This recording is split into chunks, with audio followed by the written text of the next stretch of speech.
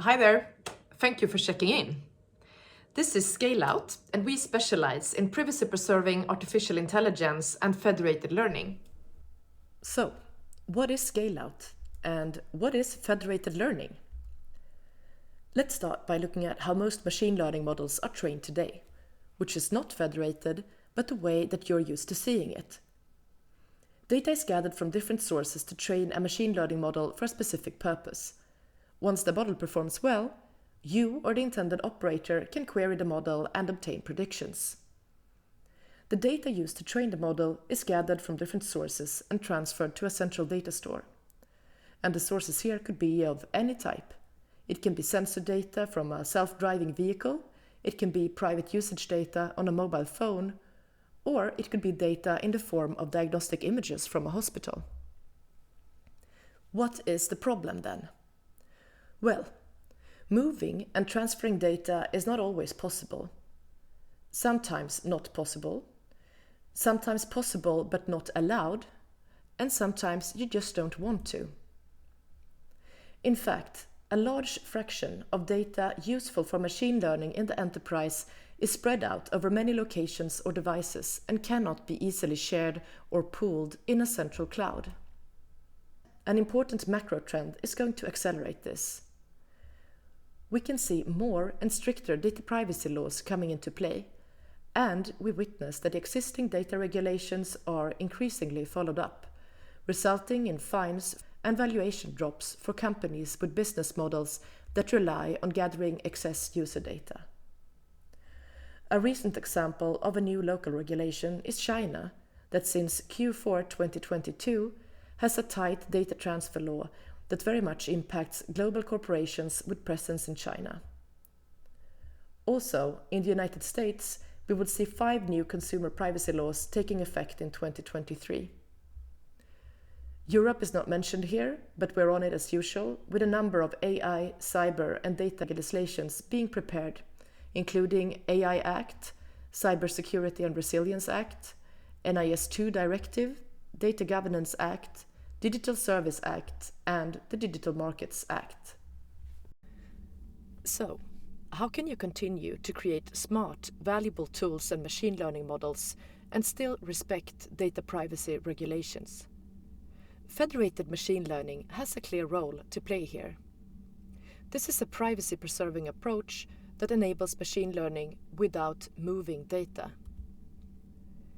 In federated learning, data always stays local on the device or with the data owner. Instead of moving the data, it is the machine learning model that is distributed to the local clients or devices. The model is trained on the device, so there will be local updates to the parameters of the machine learning model. And these parameter updates are then transferred and aggregated into a new version of the global model. This training proceeds iteratively. So, in the end, the global model builds on information from all the local private datasets. Only parameters of the model are exchanged, and in this way, data privacy is protected. That sounds easy. But yes, there are challenges to federated learning, and they are spelled distributed computing, security, and governance. There's a distributed system complexity inherent to federated learning. So, doing federated learning means operating a scalable, resilient, and secure federated learning system. Also, there's a cybersecurity challenge in developing the common machine learning components, such that each participant can trust the computation and that the federated model integrity is assured. And lastly, there's already established practices for centralized machine learning operations, and we cannot treat federated learning as a parallel track. We want to accomplish the above in a way that doesn't create lock-in to any particular data science toolchain or software or hardware platform. To help enterprises and organizations overcoming these challenges and enable the opportunities that federated learning brings, Scaleout has developed a product, a vendor-agnostic, comprehensive solution for federated machine learning operations. To show you the product, I'd like to hand over to our engineering lead, Dr. Fredrik Vrede. Thank you, Ebba, and hello everyone. My name is Fredrik Vrede and I'm working as engineering lead here at Scaleout. I will now give you a small demo of our federated learning platform called Studio. So we're here at the login page of Studio. So I will just log in with my user account. And at first here we are greeted with all the projects currently deployed on the platform. So here you can go and create new project by clicking up in the right corner here. Here you can select various project templates, which means that, for example, MLflow will contain particular services and containerized application for MLflow to track experiments and using a model registry, etc. Fedden here is our federated learning template, which will contain all the services necessary to start a federation.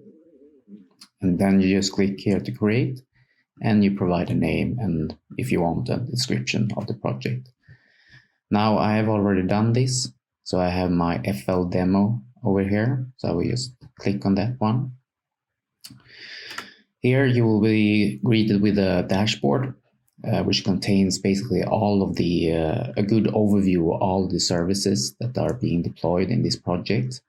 You will also see models and served models in this view.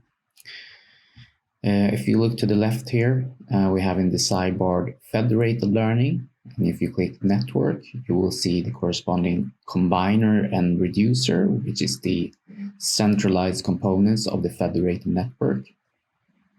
We also have some network policies that is for isolating these projects within the deployment.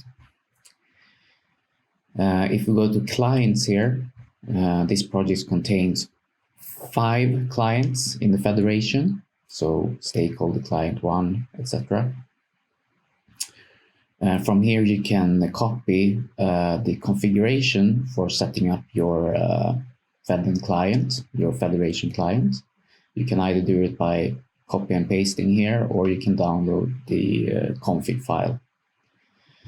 These config files will contain a token, so that is specific to the client, so that you're only authenticated to access this particular federated network. And here, down here, you can add new clients. If we go to the graph here, we get a graph view over the network. So here are the all the clients which are currently online, and you can see some information about them. Here is the combiner, so all the clients are connected to one combiner, and these can be scaled into different geographical areas, for example. And the reducer is the centralized server, which will contain most of the control flow and do the final aggregations of models. If we go to package, here you can upload the so-called compute package. The compute package contains the code that will run on the clients, so your definition of machine learning models and how they should be trained is located in the compute package. You will also have to initialize a seed, which means that you initialize the first default weights of your models. So the current, the first stage of your models will be this seed. I have already done that, so you can also go to the network here, and you can go to the reducer tab, which will contain some more information about the network. Here you can see various logging and events that have occurred. So we can see here that the clients has subscribed to model update request streams. You can also see here in models that we have one initial model. This is the seed that I uploaded. And if we go back to Studio, we can go to the control tab right here. And we can start a federated learning round. You can give it a session ID, You can give the number of rounds that the training should contain. So let's just make this quite few now to 3. A timeout for the clients. If they are not available, the timeout will handle that. And here you decide whether you want them to validate on the validation data or not. And then we click Start Run. The training process is now done. So all the runs has executed on the clients. And I'm back at the reducer site here, the tab for Fed and Reducer. So here you can see the events that have occurred during the training and validation phase. So you can follow all the logs and see if something went wrong or if something else you want to track. You can go here to the models and you will see that we now have validation metrics for the training. So here you can select various metrics that is being sent from the clients to the server. So here you can, for example, look at training loss or training accuracy, etc. You can also have a table down here, see the table of how the evolution model trail has been executed. You can also go to the dashboard here, where you will get some information about the processing time during the training. And here you can then see that the training for the execution of the actual training is taking up much of the time being processed, while model download and model upload takes a very small portion of it. And you have some various other kind of performance metrics that you can validate here. That was the federation. So I just want to also show you a bit about our MLOps capabilities of how you can life cycle your models and serve the models. So for example, we have Jupyter notebooks available. So you can, for example, load your models into Jupyter notebook and create your own plots, etc., of your performance of the models. And you can also create serve instances directly from the Jupyter notebook using our own CLI tool. From the models tab here, once you have created a model, you can see them here. So actually, it acts like a model registry. Here we have various serving capabilities using different types of frameworks. So for example, you can use MLflow to serve models. You can use PyTorch serve and TensorFlow serving. In the store tab here, you have various storage capabilities that you can use. We mainly use Minio for many of our tasks, but you can also create persistent volume claims inside Kubernetes. And there's also a possibility to use Docker registry. We are also using Mongo Express and MongoDB, and these are mainly the backend services, storage services for our federation. And finally, in the Develop tab here, you can deploy an MLflow server, and you can also use VS Code instances to work on your code. Okay, so that was just a quick overview of our platform. The design and purpose of the platform has been to enable an enterprise-grade security and operation for federated learning in production. It has also been designed to be cloud native and, importantly, cloud agnostic, so that you can deploy it on any cloud provider or any private cloud on-premise. Thank you, Fredrik, for that overview. And hi, everyone. My name is Matthias, and I'm a federated learning data scientist at Scaleout. In addition to Scaleout Studios that Fredrik showed you, we have an open core we call Feden, which is available on GitHub. And it's not only technology that Scaleout cares. We offer enterprise support to all our customers. And in addition, you can buy services from experts on federated learning to help you realize your federated machine learning opportunity. If so, myself or one of my colleagues will get engaged. At this point, you might be wondering about the team that built this federated learning platform. This is Scaleout. Let's hear it from our CEO, Professor Andreas Hellander. My name is Andreas Hellander and I'm the CEO of Scaleout. I also run a research group since many years at Uppsala University that focuses on federated learning research. So in Scaleout, we have assembled a team to take this technology to production and to help industry handle data privacy and data security in AI. So as with many deep tech companies, Scaleout has close ties to academia and research. So in fact, 3 of our founders are professors at Uppsala University, and we all share a deep interest in the challenges and possibilities with federated learning. So for years now, we have had close collaboration with industry to join forces to solve federated learning challenges.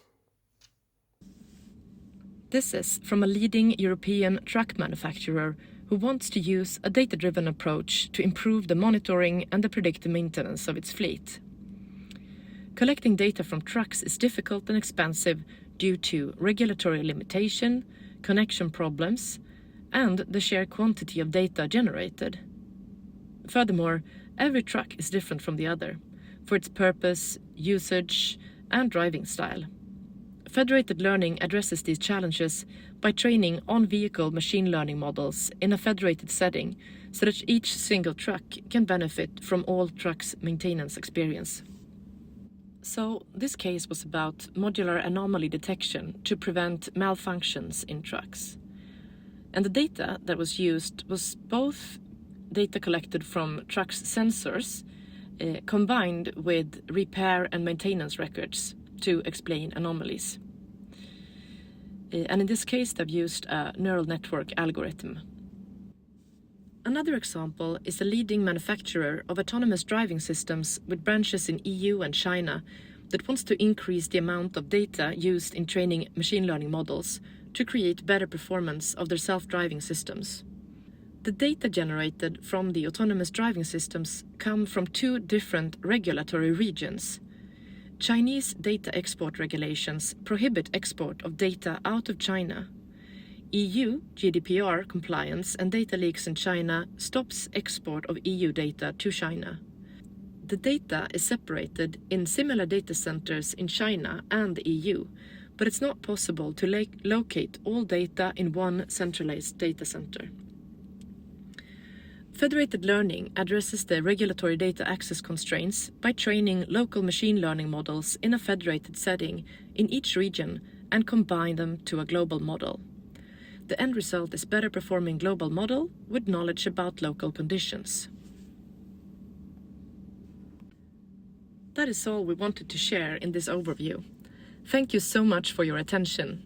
And again, please do not hesitate to reach out if there's a topic we should explore together.